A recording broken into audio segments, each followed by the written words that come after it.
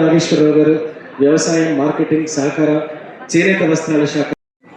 1996 నుంచి ఈ చట్టం ప్రజలకు అందుబాటులో ఉంది. చట్టరీత్యా ఏర్పాటు చేయబడ్డ సంక్షేమ మండలి లబ్ధి చేకూర్చేందుకు ఎప్పుడు సిద్ధంగా ఉంటుంది. భవన నిర్మాణ కార్మికుడు లేదా కార్మికురాలై ఉంటే 18 to 60 ఏజ్ గ్రూప్, 18 ఏళ్ళు కనిష్ట వయస్సు, 60 ఏళ్ళు గరిష్టంగా ఉంటే వారు అర్హులుగా పరిగణిస్తోంది ప్రభుత్వం. నమోదు చేయగోరు దినానికి 12 నెలల్లో 90 రోజులకు తక్కువ కాకుండా ఆ రంగంలో పనిచేసి ఉండాలి. మరి నమోదు చేసే విధానాన్ని, ఇందుకు సంబంధించిన ధృవీకరణ సహాయ కార్మిక అధికారి, అసిస్టెంట్ లేబర్ ఆఫీసర్ హోదాలో ఉన్న అధికారి కానీ అంతకంటే పెద్ద అధికారులు కానీ దీన్ని సర్టిఫై చేయవచ్చు. పాస్పోర్ట్ సైజ్ ఫోటోలు, అలాగే ఫోటో వెనక. ధన్యవాదాలు. మంచి పాటను వినిపించారు. అలాగే కార్మిక దినోత్సవం అలాగే గుర్తొచ్చేది చెమట చుక్క. మరి ఆ చెమట చుక్క గురించి ఒక అద్భుతమైన పాట మా సాంస్కృతిక సారథి కళాకారుడు జే ఆదాయ కళంలో విందాం. ఒకసారి మీకు చప్పట్లు మా సారథి కళాకారులకు అందిస్తారని ఇక్కడ ఆశీలైన ప్రేక్షకులందరినీ కూడా కోరుకుంటున్నాం.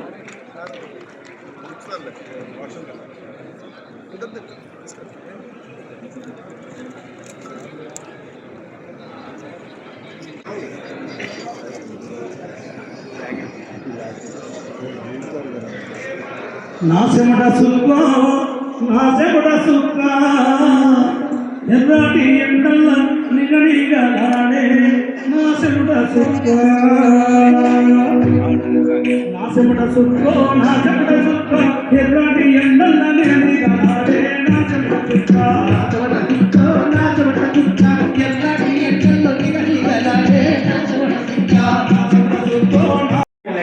సమాచార పౌర సంబంధాలు, గృహ నిర్మాణ శాఖ మంత్రి పొంగులేటి శ్రీనివాస్ రెడ్డి గారిని, మరి ఈ కార్యక్రమంలో ముఖ్య బాధ్యత వహిస్తున్న పెద్దలు రాష్ట్ర కనీస వేతనాల సలహా మండలి చైర్మన్ జనప్రసాద్ గారిని అధికారులు పుష్పగుచ్చాలతో స్వాగతిస్తున్నారు.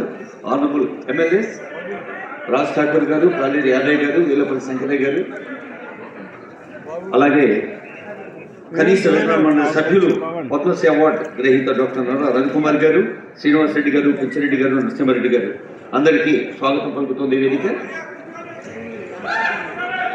గౌరవనీయులైన ముఖ్యమంత్రి వర్యులు ఇందాకే యావత్ భారతదేశానికి ఒక అద్భుతమైన సందేశం అందించారు. తెలంగాణ నేల నుంచి కమ్మరి కొలిమి, కుమ్మరి చక్రం, సాలెర మగ్గం, జాలరి పగ్గం, కొడవలి రంపం, పారా గొనపం, ప్రతి సాధనము ప్రతిష్ట రూపము. మరి ఒకప్పుడు కుల వృత్తులు, ఇప్పుడు గుణవృత్తులు. అందుకే honourable CM always say skill development.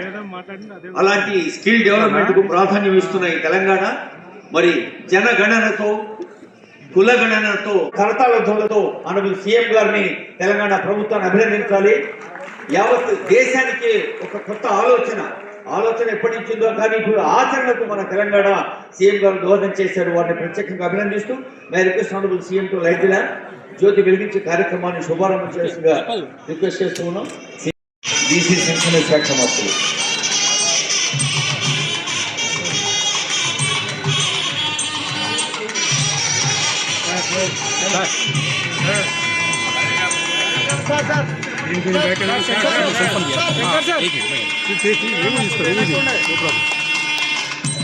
దీపానికి కిరణం ఆభరణం, రూపానికి హృదయం ఆభరణం. అటు హృదయము, ఇటు మేధస్సులో ఆలోచన, హృదయంలో స్పందన ఉంటేనే అది యావత్ తెలంగాణ పౌరులకే ఆభరణం అంటూ ఎప్పటికప్పుడు తెలంగాణ పౌరుల్ని ప్రోత్సహిస్తూ సాగుతున్న తెలంగాణ ప్రభుత్వ కాంతికి ప్రతీక ఈ దీపం. ఇది వెలుగుతున్న ఈ దీపం శ్రమ ఫలిత రూపం. నేడే శుభాకాంక్షలు మరోమారు యావత్ ప్రజానీకానికి అందజేస్తూ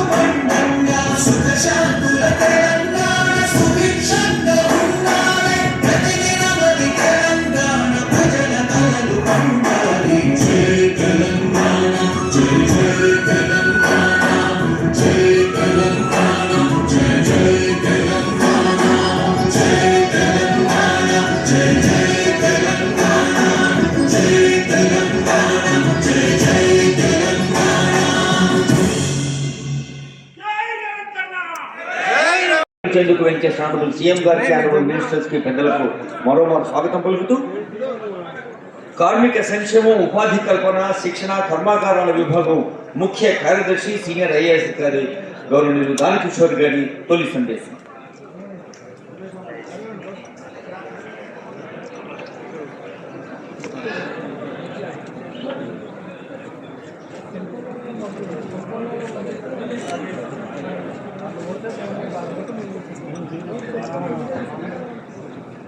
కూర్చొని అందరికీ నమస్కారం.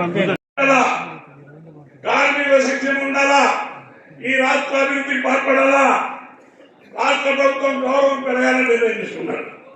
మా సీనియర్ కాంగ్రెస్లో గత ప్రభుత్వం పెట్టారు. తెలంగాణ భారతదేశానికి ఆదర్శంగా పడ్డది. రేవంత్ రెడ్డి గారు ఎటువంటి అవకతవకలు లేకుండా, బ్యూరోక్రటికల్ విలువలు లేకుండా ప్రజల దగ్గరకు పోయి చేసిండు. అటువంటి నాయకుడు మనకున్నాడు. ఇదే భవిష్యత్తులో ఇంకొక 50,000 ఉద్యోగాలు ఇవ్వడానికి సిద్ధంగా ఉన్నారు. కొత్త పప్పులు తేడానికి సిద్ధంగా ఉన్నారు. మహిళల అభ్యున్నతికి ఒక సృష్టి చేశారు. రైతుల విషయం చూడండి, ఉమ్మడి రాష్ట్రం ఉన్నా కూడా పండనన్ని ఒడ్డు రేవంత్ రెడ్డి గారు లెక్క మన రాష్ట్రంలో పండింది. మీరు ఆలోచించండి. అంటే ఈ తెలంగాణ రాష్ట్రంలో ఆ సమస్యలు పవర్ శాఖ మంత్రి కానీ, రెవెన్యూ మంత్రి గారు కానీ, ముఖ్యమంత్రి గారు కానీ, సింగరేణి కార్మిక సమస్యలు అధికారులు కానీ, కార్మికులు కానీ ఖచ్చితంగా తీరుస్తారనే ప్రకారం విశ్వాసం ఉంది. ఈ మినిమం వేసి కూడా సాధ్యమైన తొందరలో వారి అప్రూవల్ తీసుకొని ప్రకటించడానికి ప్రభుత్వం సిద్ధంగా ఉందని తెలియజేస్తూ నాకు ఈ అవకాశం ఇచ్చిన అందరికీ ధన్యవాదాలు. ప్రభుత్వానికి నేతృత్వం వహిస్తున్న ఆనరబుల్ సీఎం గారి కార్మిక దినోత్సవ సందేశం.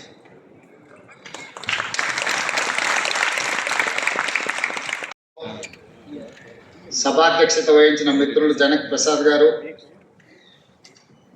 కార్యక్రమంలో పాల్గొన్న సహచార మంత్రివర్గ సభ్యులు పొంగులేటి శ్రీనివాసరెడ్డి గారు, సహచార మంత్రివర్గ సభ్యులు మిత్రులు హైదరాబాద్ ఇన్ఛార్జ్ పొన్నం ప్రభాకర్ గారు, మిత్రులు శాసనసభ్యులు రాజ్ ఠాకూర్ గారు, మిత్రులు శాసనసభ్యులు కాళే యాదయ్య గారు, ప్రభుత్వ సలహాదారులు హర్కర వేణుగోపాలరావు గారు, అదేవిధంగా వేదిక మీద ఉన్న అధికారులు, మేడే ఉత్సవాల సందర్భంగా ఇక్కడికి విచ్చేసిన కార్మిక సోదరులకు అందరికీ కూడా మేడే సందర్భంగా శుభాకాంక్షలు తెలియజేస్తున్న మిత్రులారా,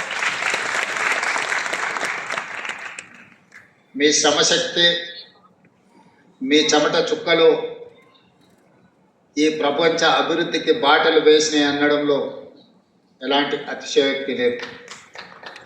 ప్రపంచంలో ఎన్నో ఉద్యమాలు, ఎన్నో పోరాటాలు శాశ్వత పరిష్కారం చూపించకుండా, అభివృద్ధి బాటలు వేయకుండా అర్ధాంతరంగా ముగుస్తూ ఉంటాయి. కానీ 139 సంవత్సరాల క్రితం చికాగోలో మొదలైన ప్రపంచ కార్మికులారా ఏకం కండి, పోరాడితే పోయేదేమీ లేదు, బానిస సంఖ్యలు తప్ప అని కార్ల్ మార్క్స్ పిలుపును తీసుకొని అక్కడ మొదలైన పోరాటం ప్రపంచ కార్మికులను ఏకం చేసి ప్రపంచంలో మే 1 తారీఖు కార్మిక దినోత్సవంగా జరుపుకొని కార్మికుల సమస్యలనే కాదు, కార్మిక శ్రమశక్తిని, కార్మికుల యొక్క త్యాగాలను చర్చించుకోవడానికి ఈ సందర్భాన్ని, కార్యక్రమాన్ని ప్రపంచవ్యాప్తంగా వినియోగించుకుంటున్నాం. ఈరోజు తెలంగాణ రాష్ట్ర ప్రభుత్వం ఈ కార్యక్రమాన్ని అధికారికంగా నిర్వహించడమే కాకుండా ఈరోజు ప్రధానంగా తెలంగాణ ఉద్యమంలో భాగస్వాములైన సింగరేణి కార్మికులు, ఆర్టీసీ కార్మికులు, విద్యుత్ కార్మికులు, అసంఘటిత కార్మికులు, నూతనంగా గిగ్ వర్కర్స్ కూడా ఈరోజు ఈ కార్యక్రమంలో పాల్గొని తెలంగాణ రాష్ట్ర సాధనలో, ఈ కార్మికుల యొక్క పాత్ర సాధనలో మీ ప్రయత్నాలను గుర్తు చేసుకునే సందర్భం ఇదని చెప్పి నేను తెలియజేయదలుచుకున్నాను. మిత్రులారా, ఏ దేశమైనా ఆర్థిక రంగంలో అభివృద్ధి జరగాలి అని అంటే పరిశ్రమలు రావాలి, పెట్టుబడులు పెట్టాలి. ఉత్పత్తి జరగాలి అంటే కార్మికుల యొక్క రక్తం చెమటగా మారి 12 గంటల వరకు మీరు పోరాటాలు మీరు పని చేయడం వల్లనే ఈరోజు అభివృద్ధి జరిగింది. ఆనాటి మీ పోరాటాల వల్ల పని గంటలు 12 నుంచి 8 గంటలకు మార్చడమే కాకుండా వారానికి ఒక రోజు సెలవు ఇచ్చే మీ పోరాటాల వల్ల కార్మికులకు వారానికి ఒక రోజు సెలవు రాష్ట్ర ఉద్యమంలో క్రియాశీలక పాత్ర పోషించిన సింగరేణి కార్మికులను, ఆర్టీసీ కార్మికులను, అదే విధంగా విద్యుత్ శాఖ కార్మికులను, అసంఘటిత కార్మికులను ఆదుకోవాలన్న ఆలోచనతో ఎన్నో పరిపాలనమైన నిర్ణయాలను సవరించుకుంటూ సరిచేసుకుంటూ వచ్చిన తెలంగాణ రాష్ట్రంలో 10 సంవత్సరాల విధ్వంసాన్ని సరిదిద్దుకుంటూ ముందుకు వెళ్తున్నాం. మీ అందరి సహకారం వల్ల ఈనాడు తెలంగాణ రాష్ట్రంలో మనము ఇన్ఫ్లేషన్ తక్కువ ఉన్న రాష్ట్రము దేశంలోనే తెలంగాణ నెంబర్ 1గా నిలబడ్డది. ఇవాళ మీ సహకారం వల్లనే దేశంలోనే అత్యున్నత ప్రమాణాలు కలిగిన పోలీస్ వ్యవస్థ మొదటి స్థానంలో తెలంగాణ రాష్ట్రం నిలబడ్డది. నిరుద్యోగ సమస్యను పరిష్కరించిన రాష్ట్రాలలో మొట్టమొదటి రాష్ట్రం. ఇతర రాష్ట్రాలే కాదు, ప్రపంచంలోనే ప్రతి దేశం నిరుద్యోగ సమస్య పెరుగుతున్న సందర్భంలో 8.8% నుంచి 6.2% నిరుద్యోగ సమస్యను తగ్గించి దేశంలోనే మొదటి స్థానంలో తెలంగాణ రాష్ట్రం నిలబడ్డది. అంటే దాంట్లో మీ శ్రమ ఉన్నది, మీ కృషి ఉన్నదని చెప్పి నేను ఈ సందర్భంగా తెలియజేస్తున్నాను. ఒకనాడు నష్టాల బాటలో ఉండి ఆత్మహత్యలు జరుగుతున్న ఆర్టీసీ ఈరోజు లాభాల బాటలో నడిచి మీ జీతాలు మీరు ఇచ్చుకోగలిగిన స్థాయికి ఈరోజు ఆర్టీసీ చేరుకున్నది అని అంటే ఈరోజు మీ శ్రమ, మీ కృషి ఎంతో ఉన్నది. అదేవిధంగా సింగరేణి సంస్థ లాభాలలో నడవడమే కాదు, ఈరోజు ఈ వేదిక మీద జనక్ ప్రసాద్ గారు ఉన్నారు, మిగతా నరసింహారెడ్డి గారు, చాలామంది సింగరేణి కార్మిక నాయకులు ఉన్నారు, ఇక్కడ సింగరేణి కార్మికులు ఉన్నారు. ఇప్పటి వరకు ఎప్పుడైనా మీ కాంట్రాక్ట్ అవుట్ సోర్సింగ్ కార్మికులకు బోనస్ ఎప్పుడైనా ఇచ్చిందా? మొట్టమొదటిసారి మన ప్రభుత్వం అవుట్ సోర్సింగ్ కార్మికులకు కూడా 5,000 రూపాయల బోనస్ ఇచ్చి మీ లాభాలలో మీకు వాటాలుగా మార్చి మిమ్మల్ని గుర్తించిన ప్రభుత్వం ఇది కాదా? సింగరేణి కార్మికులకు 1,90,000 బోనస్ ఇచ్చిన మాట నిజం కాదా?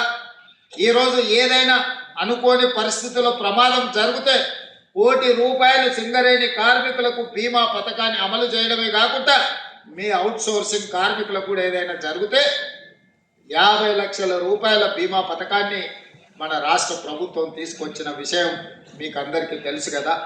ఇదే కాదు, ఈరోజు తెలంగాణ రాష్ట్రం నుంచి పబ్లిక్ సర్వీస్ కమిషన్ పోటీ పరీక్షలకు ఎవరు ప్రిపేర్ అయినా ప్రతి పేదవాడికి సింగరేణి నుంచి ప్రిలిమినరీ ఎగ్జామ్స్ పాస్ అయితే 1,00,000 రూపాయలు, మెయిన్ ఎగ్జామ్స్ రాయడానికి వెళ్ళే వాళ్ళకు కూడా 1,00,000 రూపాయల పథకాన్ని సింగరేణి నుంచి మొదలుపెట్టి ఈసారి ఐఏఎస్లు ఐపీఎస్లల్లా అత్యధికంగా ఈ రాష్ట్రంలో నుంచి మనం ఎంపిక కావడానికి వాళ్ళు ఢిల్లీలో శిక్షణ పొందడానికి ఈరోజు సింగరేణి సంస్థ నుంచి మనం సహాయాన్ని అందించినాం. అదేవిధంగా ఈరోజు విద్యుత్ కార్మికులు, విద్యుత్ వ్యవస్థ పూర్తిగా చిన్నాభిన్నం అయిపోయి దివాలా తీసి ఉప్పగూలే పరిస్థితులు వచ్చింది. సదరన్ డిస్కామ్ కానీ, నార్థన్ డిస్కామ్ కానీ, జెన్కో కానీ, ట్రాన్స్కో కానీ ఈరోజు పూర్తిగా దెబ్బతిని 1,000 కోట్ల రూపాయల అప్పుల్లో మినిగిపోయినాయి. 10 సంవత్సరాలు ఈ సంస్థల్ని నిర్లక్ష్యం చేయడం వల్ల ఈరోజు ఆ సంస్థలు కుప్పగూలే పరిస్థితి వచ్చింది. అందుకే ఈరోజు ఒక పద్ధతి ప్రకారం సింగరేణి సంస్థల్ని లాభాల బాటలో నడిపించడమే కాదు, బొగ్గు ఉత్పత్తి పెంచి మీకు భవిష్యత్తులో కొత్త గనులను కూడా కేటాయించాలని, కొత్త గనులను తెరవాలని, నూతన ఉద్యోగ ఉపాధి అవకాశాలు కల్పించాలని ఈరోజు ప్రయత్నం చేస్తున్నాం. మీ కారుణ్య నియామకాలకు సంబంధించి గతంలో ఎన్ని నిబంధనలు ఉండేనో, ఎంత అవినీతి ఉండేనో మీకు తెలుసు. కానీ మన ప్రభుత్వం వచ్చిన తర్వాత కారుణ్య నియామకాలను సరళీకృతం చేయడమే కాకుండా దాదాపుగా 400 పైచిలకు కారుణ్య నియామకాలు సింగరేణి సంస్థలో మనం చేపట్టడం జరిగింది. అదేవిధంగా ఆర్టీసీలో కూడా కారుణ్య నియామకాలు జరగకపోతే మా మంత్రి పొన్నం ప్రభాకర్ గారు ప్రభుత్వంతో మాట్లాడి కారుణ్య నియామకాలను ఆర్టీసీలో కూడా చేపట్టడం జరిగింది. ఈ రకంగా కార్మికుల యొక్క అభ్యున్నతి కోసం, కార్మికుల యొక్క సంక్షేమం కోసం ఈ రాష్ట్ర ప్రభుత్వం ప్రయత్నం చేస్తున్నది. కార్మికుల సంక్షేమమే మా రాష్ట్ర ప్రభుత్వం యొక్క విధానం అనే విధంగా ఈరోజు ముందుకు తీసుకెళ్లడం జరుగుతుంది. మీతో ఏ సందర్భం వచ్చినా మీతో మాట్లాడుతున్నాం, మీతో కలుస్తున్నాం. కార్మికులు అంటే మా సోదరులు అన్న భావన ఈరోజు తెలంగాణ రాష్ట్రంలో మేము కల్పించగలిగినాం. ఇవాళ అసంఘటిత కార్మికుల గురించి ఆలోచనే చేయలేదు. ఈరోజు అసంఘటిత కార్మికులందరినీ ఒక దగ్గరికి పట్టుకొచ్చి రాష్ట్ర ప్రభుత్వం తొందరలో తీయబోయే పాలసీలో వాళ్ళందరి సూచనలు సలహాలు తీసుకున్నాం. ఈరోజు దేశానికే ఆదర్శంగా ఉండే విధంగా గిగ్ వర్కర్స్ విధానాన్ని ఈరోజు తెలంగాణ రాష్ట్ర ప్రభుత్వం తీసుకురాబోతుంది. అందరి అభిప్రాయాలు తీసుకొని ఈ మొన్న జరిగిన భారత్ సమ్మిట్లో ప్రపంచ దేశాల నుంచి వచ్చిన కార్మిక సంఘాల నాయకుల నుంచి కూడా మనం అభిప్రాయాలు తీసుకోవడం జరిగింది. ఇవన్నీ మీరు అండగా నిలబడి ఈ ప్రభుత్వాన్ని అధికారంలోకి ఈ పార్టీని తెచ్చినందుకే ఇవన్నీ సాధ్యమైంది. ఆనాడు రాహుల్ గాంధీ గారు కన్యాకుమారి నుంచి కశ్మీర్ వరకు 150 రోజులు 4000 కిలోమీటర్ల పాదయాత్ర చేస్తూ మండు టెండల్లో మంచు కొండల్లో మిమ్మల్ని అందరినీ కలిసి మీ ఆలోచనలు పంచుకొని ఆనాడు కార్మికులను, విద్యార్థులను, నిరుద్యోగ యువకులను, రైతు కూలీల సంఘాలను కలిసి వాళ్ళు వెలుగుచ్చిన అభిప్రాయాలను రాహుల్ గాంధీ గారు సేకరించి ఈరోజు కులగణన చేపట్టాలి అని చెప్పి ఆదేశాలు ఇచ్చింది. వారి సూచన మేరకు తెలంగాణ రాష్ట్ర ప్రభుత్వం చేపట్టిన కులగణన ఈరోజు దేశానికి ఆదర్శమైంది. తెలంగాణ రాష్ట్ర ప్రభుత్వం చేసిన చట్టం ఈరోజు కేంద్ర ప్రభుత్వం దేశంలో కూడా జనగణనలో కులగణన చేర్చి తొందరలోనే ఎవరు ఎంతమంది ఉన్నారో తేలుస్తామని చెప్పి ఈరోజు కేంద్ర ప్రభుత్వం ప్రకటించింది అని అంటే ఈరోజు మీరందరూ అండగా నిలబడి తీసుకొచ్చిన ప్రభుత్వం తీసుకుంటున్న చర్యల వల్లనే ఈరోజు పేదవాళ్లకు న్యాయం జరుగుతున్నది. అందుకే మిత్రులారా, ఈరోజు కార్మిక సంఘాల నాయకులకు నేను విజ్ఞప్తి చేస్తున్నా. 60 సంవత్సరాలు 16 మంది ముఖ్యమంత్రులు 72,000 కోట్ల రూపాయలు అప్పు చేస్తే ఒక వ్యక్తి, ఒక పార్టీ, ఒక కుటుంబం 10 సంవత్సరాలలో 7 లక్షల కోట్ల రూపాయలు అప్పు చేసింది. పోనీ 7 లక్షల కోట్ల రూపాయల అప్పుతోనే ఎక్కడైనా ఏదైనా అభివృద్ధి జరిగిందా మీరు ఆలోచన చేయండి. మీ కార్మికులకు ఏదైనా మేలు జరిగిందా? చనిపోయిన కార్మికుల పట్ల మానవత్వంతో ఎప్పుడైనా ఆలోచన చేసిందా? ఆర్టీసీ కార్మికులు ఆనాడు ధర్నా చేసి ఆనాడు మీరు ఉద్యమం చేస్తే 50 మంది కార్మికులను పొట్టన పెట్టుకున్నారు, కానీ మీతోని మాట్లాడలేదు. మరి మేము వచ్చిన తర్వాత ఈరోజు ఆర్టీసీని గాడిలో పెట్టి ఈరోజు లాభాల వైపు నడిపించే ప్రయత్నం చేస్తున్నాం. ఆర్టీసీ కార్మికులకు నేను విజ్ఞప్తి చేస్తున్నాను, మళ్ళీ సమ్మె అని చర్చలు చేస్తున్నాను. దయచేసి ఈ సంస్థ మీది. ఈ సంస్థను ఏమాత్రం పట్టింపులకో రాజకీయ నేపథ్యంలో ఎవరైనా ప్రోత్సహిస్తే, మనం ఏదైనా ఒక నిర్ణయం తప్పుగా చేస్తే మొత్తం సంస్థనే దెబ్బతినే పరిస్థితి ఈరోజు ఉంది. అదే కాదు, ఇవాళ మీరు ఆలోచన చేయండి, 7 లక్షల పైచిలకు కోట్ల రూపాయల అప్పులు రాష్ట్ర ప్రభుత్వం మీద ఉన్నాయి. ఆయన 50,000 కోట్ల రూపాయల కాంట్రాక్టర్ల బిల్లులు పెండింగ్ పెట్టాడు. బొగ్గు సరఫరా చేసిన సింగరేణికి 20,000 కోట్ల రూపాయలు పెండింగ్ పెట్టాడు. అదేవిధంగా వ్యవసాయానికి ఉచిత విద్యుత్తు అందించిన విద్యుత్తు శాఖకు దాదాపుగా 25-30,000 కోట్ల రూపాయలు పెండింగ్ పెట్టాడు. ఇట్లా ఇంకొక 1,29,000 కోట్ల రూపాయలు వివిధ సంస్థలకు బకాయిలు పెట్టిండు. చంద్రశేఖరరావు గారు డిసెంబర్ 7, 2023 నాడు మాకు అధికారం అప్పచెప్పినప్పుడు 8,29,000 కోట్ల రూపాయల అప్పులు మా చేతికి అందించిండు. ఇందులో 7,11,000 కోట్ల రూపాయలు వివిధ బ్యాంకులల్లా, వివిధ సంస్థలల్లా ప్రభుత్వం పూచీకత్తు పెట్టి అప్పులు తెస్తే మిగతావి వివిధ సంస్థలలో ఉద్దెర పెట్టిండు. ఉద్దెర మన గ్రామాలలో ఉంటుంది. కిరాణం కొట్టోడో లేకపోతే బట్టల కొట్టో షాపోడో మనకు తెలిసినోడు ఉంటాడు. దానికి ఒప్పందాలు, ఇన్స్టాల్మెంట్స్ ఏముండవు. ఊర్లో మనకు ఉండే గౌరవం కొద్ది అప్పిస్తారు. అట్లాంటి అప్పులు విద్యుత్ శాఖ దగ్గర, అట్లాంటి అప్పులు సింగరేణి సంస్థ దగ్గర, ఇట్లా వివిధ కాంట్రాక్టర్లు చేసిన పనులకు నిన్న మన సర్పంచులు నిరసన తెలిపిందని వారు మన అంటున్నారు. మేము వచ్చినాక సర్పంచులే లేరు కదా మిత్రమా. మేము అధికారం రాకంటే ముందే సర్పంచుల పదవీ కాలం ముగిసిపోయింది. మరి మేము సర్పంచులకు ₹1 పని కూడా ఇవ్వలేదు. పని ఇద్దామన్న సర్పంచులే లేరు. ఇవాళ సర్పంచులకు బకాయిలు ఉన్నాయంటే ఆ ప్రభుత్వం ఆనాడు వారు పెట్టిపోయిన బకాయిలే కదా. ఇట్లాంటి బకాయిలు, కాంట్రాక్టర్ల బకాయిలు, సర్పంచుల బకాయిలు, విద్యుత్ శాఖ బకాయిలు, ఆర్టీసీ కార్మికుల బకాయిలు ఈరోజు ప్రతి సంస్థకు పుట్టిన కాడల్లా బ్యాంకులో దొరికితే బ్యాంకులో తెచ్చిండు, ఊరి మీద దొరికితే ఊరి మీద తెచ్చిండు, చేబదులు దొరికితే చేబదులు తెచ్చిండు. పట్టడానికి మొత్తంగా 10 సంవత్సరాలల్లో 8,29,000 కోట్ల రూపాయలు అప్పుతోని డిసెంబర్ 7, 2023 నాడు మా చేతికి అధికారం ఇచ్చిండు. మరి ఈరోజు నేను అడుగుతున్న మిత్రులారా, 60 సంవత్సరాలు 16 మంది ముఖ్యమంత్రులు 1948 నుంచి 2014 జూన్ 2 వరకు 72,000 కోట్ల రూపాయల అప్పు చేస్తే ఒక వ్యక్తి, ఒక కుటుంబం, ఒక పార్టీ 10 ఏళ్లలో 8,29,000 కోట్ల రూపాయల అప్పు చేసి ఆ అప్పులతోని ఆయన తీసుకున్న తప్పుడు నిర్ణయాలతోని మనకు అధికారం ఇచ్చింది. ఒకే ఒక్క ఉదాహరణ చెప్పదలుచుకున్న, అన్నం ఉడికిందా లేదా అని ఒక మెతుకు బట్టి చూస్తే తెలుస్తుంది. 1,02,000 కోట్ల రూపాయలు కాళేశ్వరం కాంట్రాక్టర్లకు బిల్లులు ఇచ్చిండు. 3 ఏళ్ల కట్టుడు కూలుడు సరిపోయింది. ఆయన కాళేశ్వరం అన్నాడు, మా కోమటిరెడ్డి వెంకన్న అది కూలేశ్వరం అన్నాడు. ఎక్కడైనా ఈ భూమి మీద 1,02,000 కోట్ల రూపాయలు పెట్టి కట్టిన ప్రాజెక్టులు, మేడిగడ్డ, సుందిల్లా, అన్నారం అనే ప్రాజెక్టులు కుప్పగూలిపోవడం ఎక్కడన్నా చూసిండ్రా? మనం ఇల్లు కట్టుకుంటే కూడా 50 ఏళ్ళు ఉంటుంది, గుడిసేసుకుంటే కూడా 10 ఏళ్ళు ఉంటుంది. పేదోళ్ళు ఊర్లలో కట్టుకునే గుడిసె కూడా 10 ఏళ్ళు ఉంటుంది. 10 ఏళ్ళ తర్వాత తాటాకులు పోతే కొత్త వేసుకుంటాం. కానీ 1,00,000 కోట్ల రూపాయలు కట్టిన కాళేశ్వరం 3 ఏళ్లకే కుప్పగూలిపోయింది.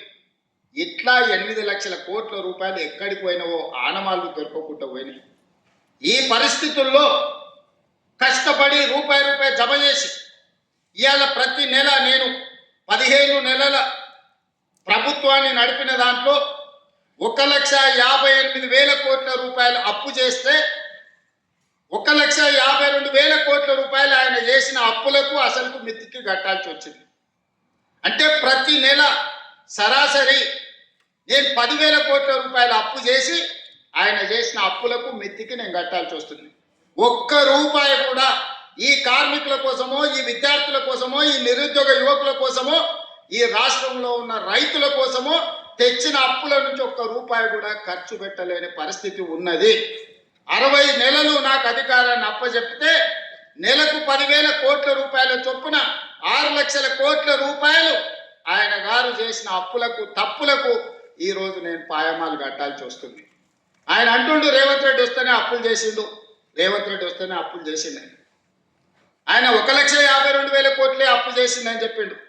కాదు, 1,58,000 కోట్ల రూపాయలు అప్పు చేసిండు మీ ముఖ్యమంత్రి. కానీ ఆ 1,52,000 కోట్ల 58,000 కోట్ల రూపాయలలో 1,52,000 కోట్ల రూపాయలు 15 నెలల ఆయన చేసిన అప్పులకు అసలు మిత్తి నేను కట్టాల్సి వచ్చింది. ఇంకెట్లా నడపాలనో రాష్ట్ర ప్రభుత్వాన్ని మీరు చెప్పండి. ఇవాళ ఏ పథకం ఆగలేదు, రైతు భరోసా ఆగలేదు, రైతు రుణమాఫీ ఆగలేదు, షాదీ ముబారక్ ఆగలేదు, కళ్యాణ లక్ష్మి ఆగలేదు. మా ఆడబిడ్డలకు అదనంగా ఉచిత ఆర్టీసీ బస్సు ఇచ్చే 5,000 కోట్ల రూపాయలు ఖర్చు పెట్టినాం. ఇవాళ దొడ్డు బియ్యం ఇస్తే మిల్లర్లు, కొంతమంది దళారులు దోసుకుంటుంటే ఇవాళ ప్రతి పేదవాడికి, ప్రతి మనిషికి 3,10,00,000 మందికి సన్న బియ్యం, ప్రతి మనిషికి 6 కిలోల చొప్పున 3 కోట్ల మందికి ఇవాళ సన్న బియ్యం ఇస్తున్నాం. ఆ పేదోళ్ళ ఇళ్ళల్లో ఏ సన్న బియ్యం అయితే మేము ఇచ్చినామో, నేను, మా మంత్రులు, మా ఎమ్మెల్యేలు, మా నాయకులందరూ వాళ్ళ ఇళ్ళల్లో పోయి ఆ సన్న బియ్యం అన్నం తినొస్తున్నాం. ఇవాళ సన్న బియ్యం పథకాన్ని మేము అమలు చేసినాం. 200 యూనిట్లు ఉచితంగా ప్రతి పేదవాడికి ఇచ్చినాం. గల్ఫ్ కార్మికులు ఎవరైనా అక్కడ చచ్చిపోతే శవాలను కూడా ఈ దేశానికి తేలేని పరిస్థితి ఉండే. ఇవాళ శవాలను తేవడమే కాదు, 5 లక్షల రూపాయల కుటుంబాలను ఆదుకోవడానికి ఇస్తున్నాం. వాళ్ళ పిల్లల చదువులకు ఆదుకున్నాం. 10 లక్షల రూపాయలు రాజీవ్ ఆరోగ్యశ్రీ ఈరోజు వాళ్ళకి అమలు చేస్తున్నాం. గిగ్ వర్కర్లు ఎక్కడైనా చచ్చిపోతే, ఏదైనా ప్రమాదం జరిగితే 5 లక్షల రూపాయలు ఈరోజు వాళ్ళని ఆదుకోవడానికి వాళ్ళకు ప్రమాద బీమా పథకాన్ని కూడా ఇవాళ గిగ్ వర్కర్ల కోసం తీసుకొచ్చి పెట్టినాం. నేను అడుగుతున్న ఇవాళ మీరు ఆలోచన చేయండి. ఆనాటి పథకాలను అమలు చేయడమే కాదు, అదనంగా ఆర్టీసీలో ఆడబిడ్డలకు ఉచితంగా బస్సు ప్రయాణం ఇచ్చినాం. 500 రూపాయలకే సిలిండర్ ఇచ్చినాం. ఈరోజు సన్న బియ్యం పథకాన్ని అమలు చేసినాం. ఇట్లా చెప్పుకుంటూ పోతే ప్రతి పథకాన్ని ఈరోజు రాష్ట్ర ప్రభుత్వం అమలు చేసింది. 60,000 ప్రభుత్వ ఉద్యోగాలు మొదటి సంవత్సరంలోనే నియామకాలు చేపట్టిన రాష్ట్రం ఈ దేశంలోనే తెలంగాణ రాష్ట్రం. స్వతంత్రం వచ్చినప్పటి నుంచి ఈ రోజు వరకు ఏ రాష్ట్రం కూడా మొదటి సంవత్సరంలోనే 60,000 ప్రభుత్వ ఉద్యోగాలు ఇచ్చిన రాష్ట్రం ఏదైనా ఉంటే ఇంక్లూడింగ్ నరేంద్ర మోడీ గారు గుజరాత్ రాష్ట్రంలో ఉన్నా కూడా నేను సవాల్ చేస్తున్నా, మాతో పోటీ పడమనుండి మేము ప్రతి డిపార్ట్మెంట్లో ఇచ్చిన ప్రతి ఉద్యోగం యొక్క వివరాలు ఇస్తాను. 60,000 ఉద్యోగాలు ప్రభుత్వంలో నియామకాలు చేపట్టి మేము ఈరోజు నిరుద్యోగ యువకుల పట్ల ఒక సానుభూతితో మా ప్రభుత్వం ముందుకు వెళ్తుంది. ఇన్ని చేసినా ఇవి సరిపోతాయంటే సరిపో. నాకు తెలుసు ఇంకా సమస్యలు ఉన్నారు, బాధలు ఉన్నారు, కార్మికుల కష్టాలు ఉన్నాయి. ఇవన్నిటిని కూడా తీరవాలంటే కొంత సమయం కావాలి. విధ్వంసం జరిగింది, ఆర్థిక నేరగాళ్ళలాగా ఆర్థిక ఉగ్రవాదం జరిగింది. ఈ దేశంలో ఈ రాష్ట్రంలో పేదవాడు మరింత పేదవాడైంది. కానీ ఆయన గారి కుటుంబానికి టీవీలు వచ్చినాయి, పేపర్లు వచ్చినాయి, ఫామ్ హౌజులు వచ్చినాయి, వ్యాపారాలు వచ్చినాయి, 1,000 కోట్ల రూపాయల ఆదాయం వచ్చింది. మనందరం దివాలా తీస్తాం. ఎట్లా 72,000 కోట్ల రూపాయల అప్పులున్న తెలంగాణ రాష్ట్రం 8,29,000 కోట్ల రూపాయల అప్పులకి ఎట్లా పోతుంది? ఆయనకు మాత్రం టీవీలు, పేపర్లు, ఫామ్ హౌజులు 1,000 కోట్ల రూపాయల పెట్టుబడులు వచ్చినాయంటే ఏం జరిగిందో తెలంగాణ రాష్ట్రంలో మీరు ఒకసారి ఆలోచన చెయ్యండి. ఇన్ని తప్పులు చేసి మళ్ళా వచ్చి చెప్తున్నాడు, నాకు ఇవ్వండి, నా చేతికి ఇస్తే సక్కదిద్దుతాడు.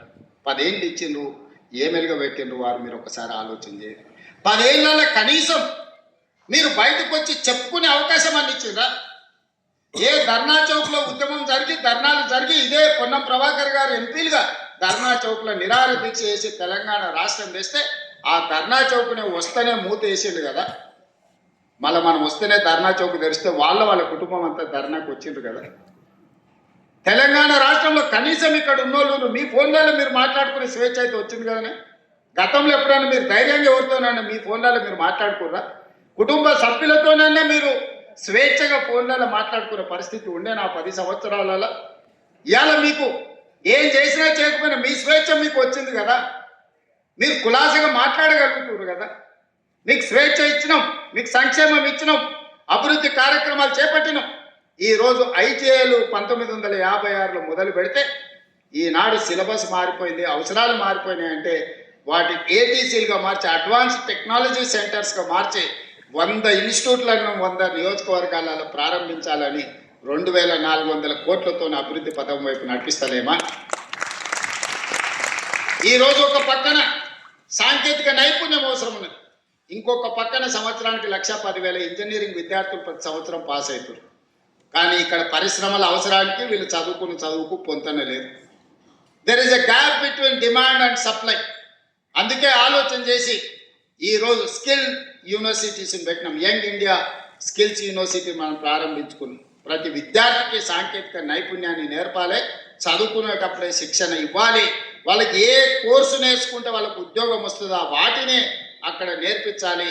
ఆ నేర్పించడానికి ఆ సంస్థలకే అవకాశం ఇవ్వాలి అని చెప్పి ఈరోజు యంగ్ ఇండియా స్కిల్స్ యూనివర్సిటీని మనం ప్రారంభించుకున్నాం. యంగ్ ఇండియా స్పోర్ట్స్ యూనివర్సిటీని, అకాడమీని ఈరోజు మనం ప్రారంభించుకున్నాం.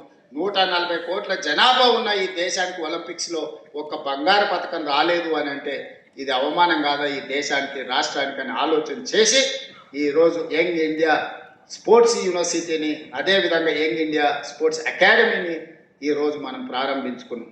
అందుకే మిత్రులారా, ఈ 15 నెలలు మాకు నిద్రలేని రాత్రులు ఎన్నో గడిపిన నేను, నా సహచర మంత్రివర్గ సభ్యులు దారిలో పెట్టడానికి, గాడిలో పెట్టడానికి ప్రయత్నం చేస్తున్నాం. మీ అందరి సహకారం ఉండాలి. ముఖ్యంగా ఈ వేదిక మీద నుంచి ఆర్టీసీ కార్మికులకు నేను విజ్ఞప్తి చేస్తున్నా, పంతాలు పట్టింపులకు పోకండి. ఇప్పుడిప్పుడే కుదురుకుంటున్నాం. ఏదైనా విషయాలు ఉంటే మా మంత్రి గారితో చర్చించండి. చేయగలిగింది ఏదున్నా చేస్తాం, లేదా రాష్ట్ర ప్రభుత్వానికి వస్తున్న ఆదాయం మీ చేతికే ఇస్తాం. ప్రతి నెల ఈ రాష్ట్ర ప్రభుత్వానికి వస్తున్న ఆదాయం 18,500 కోట్ల రూపాయలు. ఇందులో 6,500 కోట్ల రూపాయలు అప్పులకు కడుతున్నాం. 6,000 కోట్ల రూపాయలు జీత భత్యాలు పెన్షన్లకు ఇస్తున్నాం. దాదాపుగా 13,000 కోట్ల రూపాయలు తీస్తే మా చేతులు ఉన్నాయి 5,500 కోట్ల రూపాయలు. ఇందులో మీకు ప్రతి సంక్షేమ పథకం అమలు చేయాలి. కనీసం 22,500 కోట్ల రూపాయలు ఉంటే ప్రతి నెల ప్రాథమిక అవసరాలు తీర్చుకోగలుగుతాం. కాంట్రాక్టర్లకు బిల్లులు ఇవ్వాలంటే నెలకు నాకు 30,000 కోట్ల ఆదాయం కావాలి. మరి ఈరోజు 12,000 కోట్ల ఆదాయం తక్కువ ఉంది. నా అవసరాలకు నా ఖర్చుకు ఒక కుటుంబంలో ఒక కార్మికుడు నెల జీతాన్ని తీసుకుంటే ఇంటి అద్దె, పిల్లల చదువులు, దవాఖాన ఖర్చులు, అదేవిధంగా ఇతర అవసరాలు అన్నీ లెక్కేసుకొని ఒక పాలకెంత, నీళ్ళకెంత, ఉప్పుకెంత, పప్పుకెంత, మంచి నూనెకెంత, భార్య బిడ్డలకెంత, అమ్మ నాయనకు వైద్యానికి అవసరమైతే ఏం ఖర్చు అని అన్నీ లెక్కేసుకొని బడ్జెట్ పద్మనాభం లాగా నెల జీతాన్ని ఎట్లా ఒక కార్మికుడు లెక్కేసుకుంటాడో తెలంగాణ రాష్ట్ర ముఖ్యమంత్రి ఇదంతా మన కుటుంబం అనుకొని నేను లెక్కలేసుకున్న లెక్కలని మీ ముందర పెడుతున్నాను. ఏ కార్మిక సంఘాల నాయకులకైనా నా విజ్ఞప్తి ఒకటే, ఆర్థిక మంత్రిని, ప్రధాన కార్యదర్శిని, అదేవిధంగా ఫైనాన్స్ సెక్రటరీని అందరిని మీ దగ్గర కూర్చోబెడతా. వచ్చే ఆదాయం మొత్తం మీ చేతిలో పెడతా. ఏదాపమంటారో ఏడ ఖర్చు పెట్టమంటారో మీరే చెప్పురు. అనా పైసా కూడా నేను ఇంటికి తీసుకెళ్ళాను, ఒక్క పైసా కూడా అవినీతికి పాల్పడను, నేను మీకు మాట ఇస్తున్నా. మీరే చెప్పండి, మీరే ఒక అడ్వైజరీ బోర్డు పెట్టుకోండి, మీరే సూచన చేయండి. ఇప్పుడిప్పుడే పట్టాలు ఎక్కుతున్న ప్రభుత్వాన్ని మళ్ళీ సమ్మెల పేరు మీద ఇతర కారణాల చేత ఏదైనా మనం అనుకోని తప్పు జరిగితే ఇక మళ్ళీ పునరుద్ధరించడానికి కూడా అవకాశం లేని పరిస్థితులు ఉన్నాయి. మనకు అప్పుడప్పుడు ఆరోగ్యం బాగాలేనప్పుడు పథ్యం పాటిస్తాం. చాలా మంది ఊర్ల నుంచి వచ్చిన వాళ్ళు ఊర్లలో పెద్ద మనుషులు అంటారు కదా, కొంచెం పథ్యం ఉండాలని ఆయన. కొంచెం ఆరోగ్యం బాగాలేనప్పుడు చికెన్ మటన్ తినొద్దు, నూనె వస్తువులు తినొద్దు అంటారు కదా, కొంచెం వెజిటేరియన్ తినొద్దు అంటారు కదా. రాష్ట్ర ఆర్థిక వ్యవస్థ కూడా ఆరోగ్యం బాగలేదు అందుకే మనం వెజిటేరియన్, పండ్లు ఫలాలు, కూరగాయలు తిని కొంతకాలం కొంత జాగ్రత్తగా ముందుకు వెళ్ళాలి. మనకు ఆరోగ్యం బాగాలేనప్పుడు ఏమంటారు, పండ్లు తినుండి, ఇడ్లీ తినుండి, కొంచెం జాగ్రత్తగా ఉండురి అని అంటారు కదా. రాష్ట్ర ఆర్థిక ఆరోగ్యం కూడా బాగలేదు. అందుకే మీరు అందరు సహకరించండి. మీరు మా కార్మిక సోదరులు, మీరు మా కుటుంబ సభ్యులు, మీరు కొట్లాడితేనే తెలంగాణ రాష్ట్రం వచ్చింది, మీరు మద్దతు ఇస్తేనే ఈ ప్రభుత్వం ఏర్పడ్డది. ఈ ప్రభుత్వం ఏర్పడ్డదంటే మా గొప్పతనం కాదు, అందులో మీ కష్టం ఉంది, మీ శ్రమ ఉంది, మీ కృషి ఉంది. మేము వేరు మీరు వేరని ఏ రోజు నేను అనుకోలేదు. మీలో ఒక్కరిని, మీ కుటుంబ సభ్యుని, మీ సంక్షేమం కోసం, మీ అభివృద్ధి కోసం, మీ భవిష్యత్తు ప్రణాళికల కోసం మీ ముఖ్యమంత్రిగా, మీ సోదరుడిగా పనిచేయడానికి నేను సిద్ధంగా ఉన్నా. నాకు ప్రతి నెల వస్తున్న ఆదాయం 18,500 కోట్ల రూపాయలు. ఈ 18,500 కోట్ల రూపాయలు మీ చేతుల్లోనే పెడతా. బ్యాంకులకు కట్టుండి నా ఉద్యోగస్తులకు ఇచ్చే జీతాలు వాళ్ళకి ఇవ్వండి, రిటైర్ అయిన వాళ్ళకి పెన్షన్ ఇవ్వండి, మిగతాది ఏడ ఖర్చు పెట్టమంటారో మీరే చెప్పుంది. సన్నబియ్యానికి ఇద్దామా, ఉచిత కరెంటుకి ఇద్దామా, ఆర్టీసీ బస్సుకి ఇద్దామా, షాది ముబారక్ ఇద్దామా, కళ్యాణ లక్ష్మికి ఇద్దామా, లేకపోతే ఇంకేదైనా ఆడంబరాలు చేసుకుందామా, మీరు ఎట్లా చెప్తే గట్లనే రాష్ట్ర ప్రభుత్వాన్ని నడపడానికి నేను సిద్ధంగా ఉన్నా. దీంట్లో అబద్ధాలు లేవు. ఎవరైనా ఇంతకు మించి చెప్తే లెక్కలైనా మీరు చూడండి. మొత్తం అందరిని పిలిచి కూర్చోబెట్ట. మీరే ఒక సింగరేణి నుంచి, ఆర్టీసీ నుంచి, విద్యుత్ శాఖ నుంచి, అసంఘటిత కార్మికుల నుంచి మీరు ఒక కమిటీ వేసుకోండి. మీ ముందల మొత్తం లెక్కలని ముందల పెడతా. మరి ఆ లెక్కల ప్రకారం ఎట్లా నడుపుకుందామో ప్రభుత్వం చెప్పండి. ఇవాళ ఎవడో కూడా వచ్చి చెప్తాడు, జర మంచిగా ఉన్నాం, బాగానే ఉన్నాం, సంతోషంగా ఉన్నాం, కనీసం 1వ తారీఖు కాకపోతే 6వ తారీఖు నాడు జీతాలు వస్తున్నాయి. తెలంగాణ గొప్పగా పరిపాలించిన అన్నాడు. 10 ఏళ్ళలో ఉన్నాడని 1వ తారీఖు నాడు జీతాలు ఇచ్చిండు. ఆ సోదరులారా, ప్రభుత్వ ఉద్యోగస్తులను గుండె మీద చేసుకొని చెప్పమని. ఎన్నడన్నా ఆర్థిక పరిస్థితి బాగుంటే ఈ ప్రభుత్వం కోసం 30 రోజులు పనిచేసే కార్మికుడు కానీ, ఉద్యోగి కానీ నెల జీతం మీదనే జీవితాన్ని గడిపే వాళ్ళకు మొదటి మీ సోదరుడు ముఖ్యమంత్రి అయిన తర్వాత ప్రతి నెల ప్రభుత్వ ఉద్యోగస్తులకు జీతం పడుతుందా లేదా మీరు చెప్పండి. మీరు ఆలోచన చేయండి, మీరు గుండె మీద చేయి పెట్టుకొని చెప్పండి. ఆనాటికి ఈనాటికి ఉన్న తేడాను ప్రజలకు వివరించండి. ఉన్నది ఉన్నట్టు మీకు చెప్తున్నా. ఏది దాచిపెట్టే అవసరం నాకు లేదు. అబద్ధాలతోనే రాజకీయం నడవదు. నేను అబద్ధాల ప్రాతిపదికన పరిపాలన చేయదలుచుకోలేదు. కష్టమైన, నిష్ఠూరమైన, వినడానికి కొంత కఠినంగా ఉన్నా ఉన్నది ఉన్నట్టు మీకు చెప్పదలుచుకున్నాను. మా పొన్నం ప్రభాకర్ గారు ఎట్లనైనా ఈ సమ్మెను వాయిదా వేయించాలి, ఎట్లా చేయాలి, ఏదో ఒకటి ఇప్పటికాడికి ఒప్పుకుందాం అంటుండు. ఒప్పుకుంటే అబద్ధమే అవుతుంది. ఏదో దగ్గర ఒకటి ఆపాలి. ఏది ఆపాలో మీరే చెప్పు. ఏది లేదు. నాకు ప్రతి నెల కనీస అవసరాలు తీరాలంటే 22,500 కోట్లు కావాలి. ఇప్పుడు నాకు వస్తున్నది 18,500 కోట్లే. ఇంకొక 7,500 కోట్లు ఉంటే ఆయన 50,000 కోట్ల రూపాయలు కాంట్రాక్టర్లకు పెండింగ్ పెట్టిపోయి నాకు ఇయ్యాలి. మన దగ్గర ఉన్నది ఇదే. అసలుకే నాకు తుట్టి ఉన్నది. మళ్ళీ తుట్టిలో భాగంగా మూలిగే నక్క మీద తాటికాయ వచ్చి పడ్డది అన్నట్టు మీరు సమ్మె పోటు ఏమన్నా ఇచ్చిందంటే ఇది రాష్ట్రానికి నష్టం సోదరులారా. మీరు వేరే వాళ్ళు కాదు, మీరు మా కుటుంబ సభ్యులు. మీరే కూర్చోండి, మాట్లాడదాం. రాండి, మంత్రితో మాట్లాడండి సార్, శాఖలు అందరిని పంపిస్తా. నేను కూడా కూర్చుంటా, వాళ్ళతో మాట్లాడినాక నా దగ్గర రండి. ఎట్లా చేద్దామో చెప్పు. నాకు వీళ్ళు ఎవరెక్కడైనా పోని అనే విధానం కాకుండా అందరికీ ఎట్లా చేద్దామో చెప్పరు. వెసులుబాటు కల్పించండి.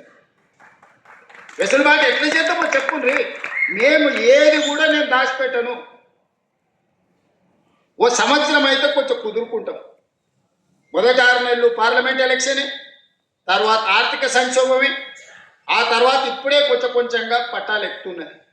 ఇప్పుడు మళ్ళా ఏదైనా అవతల కడుపు మంటతోని అసూయతోనో విషం నింపుకొని ఆలోచనలతోని కొన్ని తప్పుడు మాటలు తప్పుడు ఆలోచనలు చెప్పి అట్లెందుకు చేయరు ఇట్లెందుకు చేయరు, ఇప్పుడు చేయాలి కదా అప్పుడు చేయాలి కదా, 10 ఏళ్ళు చేయలేనోడు అంటే వచ్చి మనకు చెప్తున్నాడు. నేను వరంగల్ ఆయన ఎప్పుడు చూడాలిగా, ఆయన బాధ దుఃఖం ఆవేదన అధికారం కోల్పోయి కానీ ఎట్లున్నదో చూసారు కానీ ఎంత విషం ఉంటుందా 40 ఏళ్ళు అధికారం అనుభవించిన వానికి ఎంత విషం కక్కుతున్నాడు. కడుపు నిండా విషమే, ఇంకో ఆలోచనే లేదు. అరే పిల్లలు చేస్తురా, మరి కొంత సమయం ఇవ్వాలి కదా, 10 ఏళ్ళు మాకు కూడా ఇచ్చారు, వాళ్ళకు 4 ఏళ్ళు చేయని మేము కూడా సహకరిస్తాం, మేము కూడా నా అనుభవం ఉంది సూచన చెప్తా, గిట్ల కాదు గట్ల చేయండి. మీకు అనుభవం ఒకవేళ వయసు ఉడుకు రక్తం ఉంటే గట్ల కాదు, అనుభవంతో మేము చెప్తున్నాను. ఒక్క మాటనే చెప్పినా ఈ ఉన్నోళ్ళు చెప్పరు. మీరు అందరు ఉంటారు కదా, ఆయన ఏం చెప్తాడు? తిట్టుడు శాపనార్థాలు తప్ప, పిల్లి శాపనార్థాలు పెడితే ఉట్టి దిగి కింద పడతా. అది ఉట్టి మీద పాలు ఉంటే పిల్లికి అందవు. ఇంకా పిల్లి కింద కూర్చొని ఒకటే పైకి తలెత్తి శాపనార్థాలు పెట్టి నా ఉట్టి దిగి పడ కుండ వలిగిపోను, ఇది ఇట్లా జరగనే అది అట్లా జరగనే. పిల్లి శాపనార్థాలకు ఉట్టి దిగి పడుతుందా? లేకపోతే సిద్ధశెట్టి కింద కూర్చొని ఎవడైనా మంత్రాలు చదివితే సిద్ధకాయలు రాతాయా? ఆయన కథ గట్లనే ఉంది. ఇట్లాంటి మంత్రాలతోటి ఇట్లాంటి శాపనార్థాలతోని తెలంగాణ ప్రజలు విఘ్నులు. చంద్రశేఖరరావు గారు, మీరు చేసిన మోసం, మీరు చేసిన దగ, మీరు చేసిన దోపిడీ ఇంకా కళ్ళ ముందర కనిపిస్తూనే ఉంది. నువ్వు కనిపించినావు అంటే ఆ గాయం పచ్చిగా మళ్ళీ ప్రజలకు గుర్తొస్తుంది. నువ్వు దాచుకున్నావు, గదే పని చేయి, బయటికి రాకుండా. కొంత కాలానికన్నా జనాలు నువ్వు చేసిన పాపాలను మర్చిపోతారు. నువ్వు మళ్ళీ కనిపించినావు అంటే అన్నీ గుర్తుపడతారు. మేము చెప్తూనే ఉన్నాం, అవలో పొరలు ఆ పొరలు ఏందే అట్లిచ్చిన ఊరి మీద కానీ చెప్పలే అసెంబ్లీలో. ఆయన గదే అన్నాడు, ఆడ వేతుంది ఈ పొరగాళ్ళని పిల్లల్ని పంపిస్తేనే వాళ్ళు చెప్పలేకపోతారని. వాళ్ళ పిల్లలు అవల మాటలు మాట్లాడుతున్నారని నేను ఎప్పుడో చెప్పిన. అక్కడికి వచ్చే చదువు నేర్పు.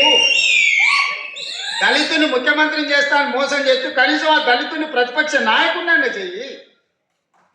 కనీసం అప్పుడు చేసిన మోపాలు కొన్నైనా గడుపుకో. అంతే తప్ప ఆయన మాటలల్లా మళ్ళీ ముసుగు తోడుకొని రావాలనే ప్రయత్నం చేస్తుండు. కపట నాటక సూత్రధారి అని వెనకటి చెప్పారు కదా, కపట నాటక సూత్రధారి మళ్ళీ బయలుదేరిండు. ప్రజలు అప్రమత్తంగా ఉండండి. కార్మిక సోదరులారా, మేడేనా నేను మాటిస్తున్నా. ఏ వెసులుబాటు ఉన్నా ప్రతి రూపాయి మీ సంక్షేమం కోసం, మీ అభివృద్ధి కోసం, మీ పిల్లల చదువుల కోసం ఖర్చు పెట్టే బాధ్యత నాది. నమ్మండి నన్ను. 20 ఏళ్ళు మీకు అండగా నిలబడతా. నమ్ముకున్నోళ్లను కాపాడుకునే బాధ్యత మా ప్రభుత్వం చేస్తుంది. కులగణన చేస్తామన్నాం, చేసినాం. ఎస్సీ వర్గీకరణ చేస్తామన్నాం, చేసినాం. ఉద్యోగాలు ఇచ్చినాం. సన్న బియ్యం ఇచ్చినాం. ఇవాళ ఆడబిడ్డలకు బస్సు ఉచితంగా ఇచ్చినాం. చెయ్యగలిగింది ప్రతిదీ చేస్తున్నాం. ఏదైనా సమస్య ఉంటే మీకే చెప్పుకుంటాం. మీరే మా పెద్దలు. మేము ఒకరి దగ్గరికి వెళ్ళి చెప్పుకునే అవసరం నాకేముందే. మీరందరు కలిస్తే మీరందరూ మా అండగా నిలబడితే ఆ కుర్చీలో కూర్చున్నా. మా తాతలు ఇచ్చిన ఆస్తి కాదు ఆ కుర్చీ, మీరు ఇచ్చిన కుర్చీ. మీకే చెప్పుకుంటే ఏమన్నా ఉంటే ఎవ్వరు ఏం అనుమానం పెట్టుకోకండి. ఏడు గురించి ఆడుకొచ్చి కూర్చుంటా, మీ మధ్యనే కూర్చుంటా. నాకున్నది ఏంటంటే నా దగ్గర ఏం కూర్చుకుంటారు? ఏముంది నా దగ్గర మీరు కూర్చుకోనికి? ఏదైనా ఉంటే చెప్పుకుంటారు. చెయ్యాలనే చిత్తశుద్ధి నాకుంది. చేయగలిగింది ఉంటే అక్కడికక్కడనే చేసి వస్తా. అందుకే ఈ ప్రభుత్వం మీది మంచిగా నడుపుకుందాం. వాడో వీడో మన మీద విషప్ సూపులతోటి అంటారు కదా, కళ్ళల్లో ఏదో ఉన్నదని.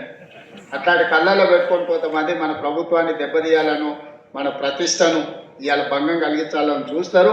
కేంద్ర ప్రభుత్వానికి కూడా తెలంగాణ మోడల్ తప్పలేదు.